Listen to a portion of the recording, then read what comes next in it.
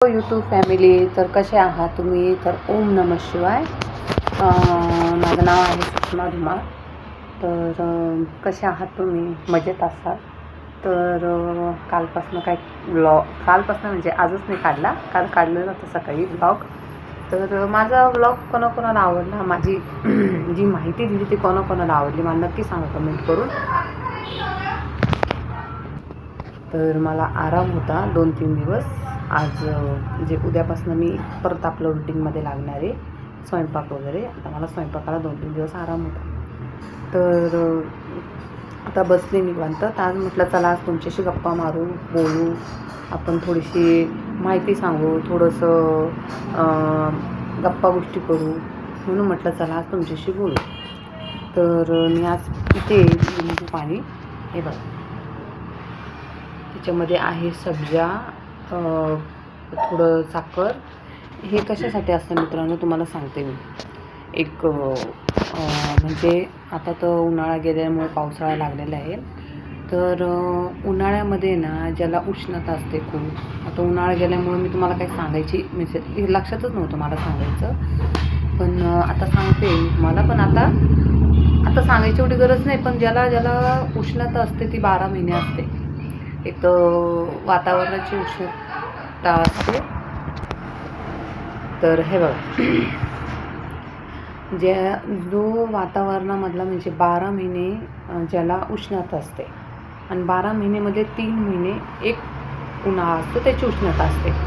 तर 12 महिने जी उष्णता असते ज्याच्या अंगामध्ये, त्याला काही गोष्टीचा त्रास होतो. त्रास काय होतो? त्याला तोंड येणं, पोटात दुखणं, पोटात आग मारणं, किंवा घाम येणं, मधून उष्णता वाढणं, किंवा उष्णतेमुळे घाम. हे बघा, उन्हाळ्यामध्ये ना भरपूर लोकांना ना ज्याला उष्णता असते त्याला घाम येतो. घाम आल्यामुळं कोणाकोणाला घाम असा स्मेल येतो, किंवा बऱ्यापैकी लोक उष्णतेमध्ये परफ्यूम, अत्तर, डिओ वगैरे वापरतात. त्याच्यामुळे त्यांचं काही एवढं वाटत नाही. पण काही लोकांना जर उष्णता असती अंगामध्ये, तर त्या उष्णतेमुळे ना कोणाकोणाला त्रास होतो. तर त्रास काय होतो?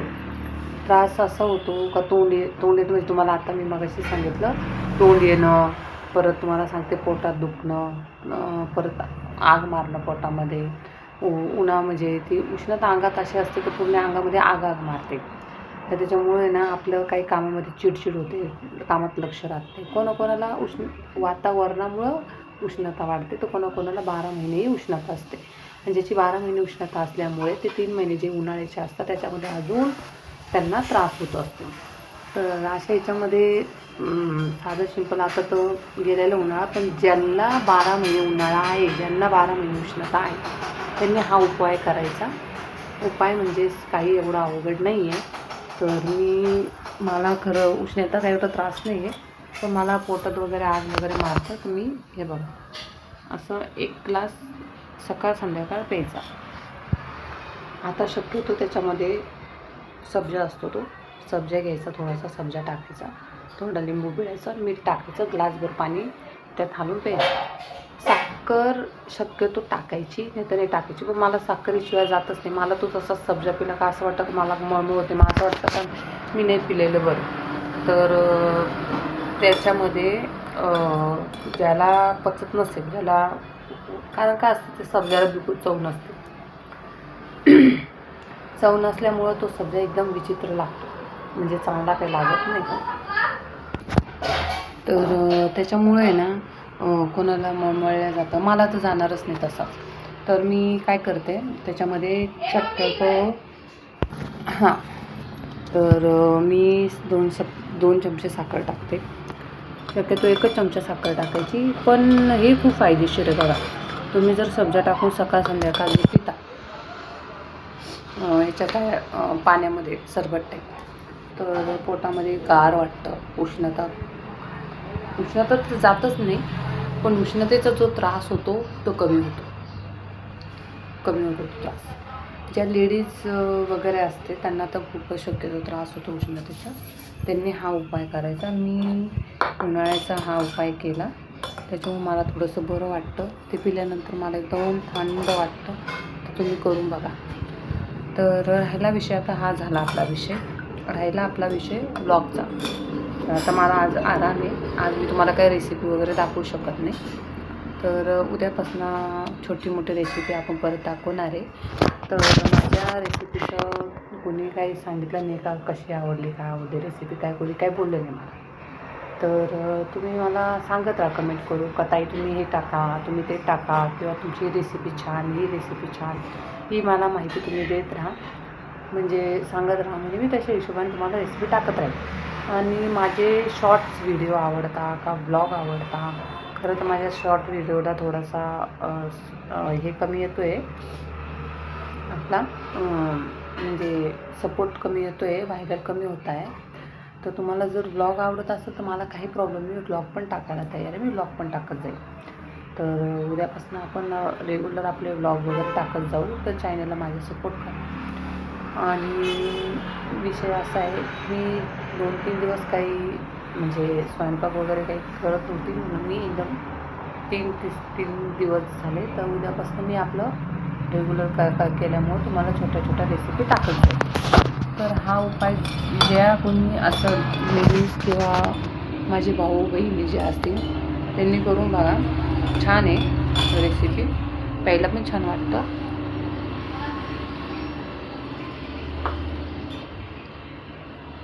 आणि मस्त असतं, त्याच्याने गारवा पण छान असतो.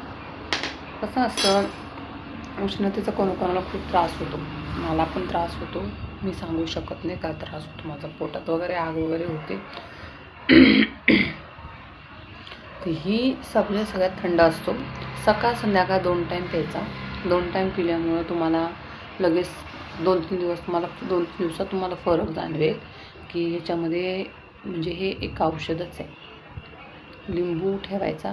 लिंबू घेत राहिला तर ॲसिडिटी कमी होतो, पित्ताचा त्रास असतो तो कमी होतो.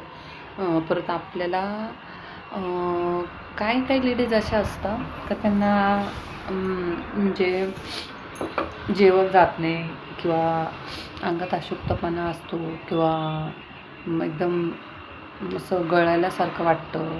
त्यांना आहे ना, जर लिंबू टाकून पिलं तर त्याच्यामध्ये ना एनर्जी असते. एनर्जी असल्यामुळे ना तुम्हाला असं एनर्जी येईल, तुम्हाला असं ताकद येईल अंगामध्ये.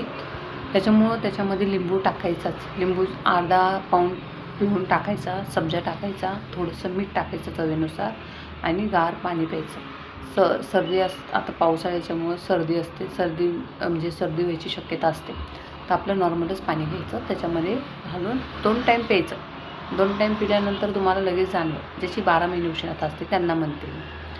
आता तर खरं संपलेलं उष्णता, पण आता जर म्हणजे एवढ्यात पाऊस पडल्यामुळं काहीतरी थोडे दिवस पाऊस पडला इकडे, त्याच्यानंतर परत ऊन पडायला लागलं. आणि एक सांगते तुम्हाला मी, ज्याला 12 महिन्याचा उन्हाळ्याचा त्रास असतो त्याला तर होतो.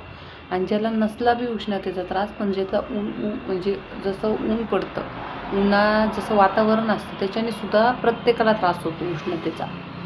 त्याच्यामुळे हे लक्षात ठेवायचं का जेव्हा उष्णता म्हणजे ऊन वगैरे पडलं, वातावरण जर तसं असलं तर त्याच्याने सुद्धा त्रास होत असतो. मग ते पण लक्षात ठेवायचं. तर हा उपाय करून बघा. मी बऱ्यापैकी असे काय घरगुती उपाय करते.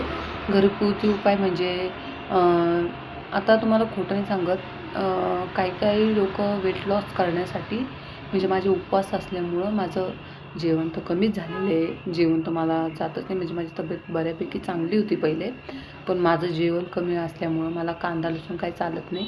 माझं जेवण कमी झाल्यामुळं, माझ्या उपवासामुळं माझी तब्येत थोडी हलली. पण मला थोडं चांगलं वाटते की माझी तब्येत थोडी हलली, म्हणजे कमी झाली. तर बऱ्यापैकी लोक असे वेट लॉस करण्यासाठी व्यायाम करता, हे करता, ते करता. सिम्पल एक काम करा, 2 टाईम फक्त जेवण करा, बाकीमध्ये काहीच खाऊ नका. एक टाईम ठेवा सकाळचा आणि एक टाईम ठेवा संध्याकाळचा. टाईममध्ये पण चुकाचुकी करू नका. एक तर तुम्ही 9ला जेवत असतील तर 9च्या 9:30 ठीक आहे. तुम्ही 9चे जर 10:30-11 जेवत असाल तर तुमचा जर टाईम चुकत असेल तर त्याच्याने सुद्धा फरक पडतो. एक तर सकाळचा टायमिंग आणि संध्याकाळचा टाईम तुम्ही एकदम व्यवस्थित त्या टायमाला जेवण करा. आणि एक सांगते मी तुम्हाला, जेवण करताना पण फक्त मोजून, म्हणजे भात वगैरे जो आहे तो थोडा कमीच खायला पाहिजे लेडीजनी. एकच टाईम खायचा, तो बी सकाळी खायचा, संध्याकाळी काही खायचा नाही. 2 टाईम जेवण केल्यानंतर तुम्ही चटरपटरमध्ये काय कोणी काय खातं, कोणी काय खातं, कोणी कसं आणतं, कोणी तेलकट जे खातो आपण बाहेरचं त्याच्याने पण आपल्या तब्येतीवर परिणाम पडतो, त्याच्याने आपली तब्येत पण हे होते. त्याच्यामुळं फक्त 2 टाईम पोटभर जेवण करायचं आणि एकच टायमाला जेवण करायचं. समजा आता तुम्ही 9चा टायमिंग ठेवला आहे तर तुम्ही 9चे 9:30 ठीक आहे, हे चालू शकतं. दुपारची 1चे 1:30 चालू शकतं. 9चे तुम्ही 11, कधी 9ला जेवाल, कधी 10ला जेवाल, कधी 11ला जेवाल, हे पण करू नका. एक तर एकच टाईम ठेवा. सकाळचा संध्याकाळचा जर तो टाईम तुम्ही ठेवला तर तुमच्या शरीरामध्ये जे जेवण वगैरे करता तुम्ही त्याच्यात तुम्हाला फरक जाणवेल. तुमची तब्येत थोडीशी मेंटेनमध्ये होईल आणि तुम्ही तेलकट खाल तर त्याच्याने तुमची जी तब्येत आहे, जे तुमचं म्हणजे शरीर आहे ते तुमचं काही हे होणार नाही, म्हणजे जसं ना तसंच राहील. तुमचं जर जास्त तब्येत असल्यामुळे तुम्हाला जर वेट लॉस करायचा असेल तर मी जे सांगितले ते तुम्ही त्याच्यावर उपाय म्हणजे जे मी तुम्हाला सांगते ते तुम्ही म्हणजे पालन करा त्याचं, म्हणजे तुम्हाला त्याचा फरक जाणवेल. दुसरी गोष्ट, आपण उद्यापासून परत आपण रुटीनमध्ये येणार आहे आणि परत मी ब्लॉग वगैरे टाकणार आहे आणि आपल्या छोट्या छोट्या रेसिपीज वगैरे टाकणार आहे. मला तुम्हाला आपलं पनीरची वगैरे पण रेसिपी टाकायची आहे. तर अशा छोट्या छोट्या गोष्टी मी तुम्हाला टाकत राहणार आहे. फक्त माझ्या चॅनेलला सपोर्ट करा, सहकार्य करा आणि मला सबस्क्रायबर करा. बाकी छोटं आपण सगळ्या गोष्टी टाकणार आहे. माझ्या शॉर्ट व्हिडिओला पण सहकार्य करा, त्याला पण तुम्ही सपोर्ट करा. बऱ्यापैकी माझे शॉर्ट व्हिडिओ वगैरे पण थोडे काही वाटत असेल, काही प्रॉब्लेम असेल, हे बघा मी माझ्या ह्याच्याने करते पद्धतीने. जर माझ्यामध्ये काही चुका वाटत असेल मग तर तुम्ही मला सांगू शकता का, काय तुम्ही असं चुकता किंवा असं होतं आहे, त्यामुळे तुम्ही मला ते सांगू शकता.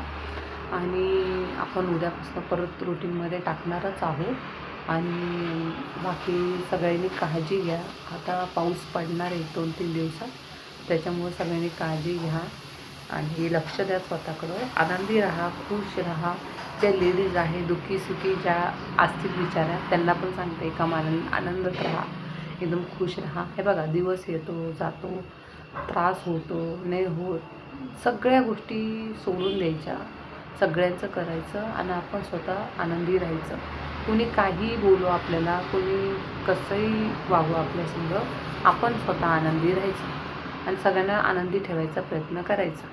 बाकी मला एवढंच म्हणायचे, ज्या माझ्या मैत्रिणी असतील, ज्या बघत असतील माझा ब्लॉग वगैरे, ज्यांना माझे ब्लॉग वगैरे आवडत असतील त्यांना मी सांगते की एकदम आनंदात राहा, एकदम खुश राहा. हे बघा त्रास तुम्हाला नाही आहे, त्रास प्रत्येकाला आहे. त्रास पुरुषाला बी आहे, त्रास बाईला बी आहे, त्रास मुलांना बी, सगळ्यांना त्रास असतो.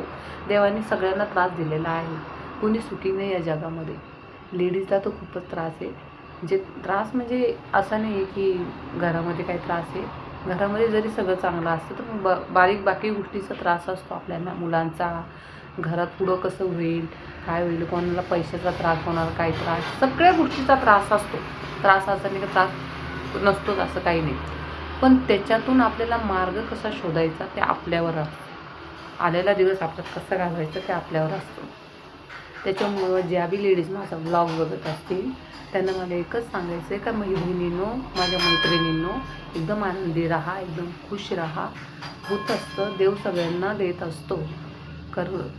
म्हणजे सबर का फल मीठा होता आहे. त्याच्यामुळं देवावर विश्वास ठेवा. देव सगळ्यांना चांगलं देत असतो, सगळ्यांना मार्गदर्शन देत असतो. त्याच्यामुळं कशाचाच त्रास न घेता एकदम आनंदी जगा. सकाळचा उठल्यापासून तर संध्याकाळपर्यंत आनंदी जगा.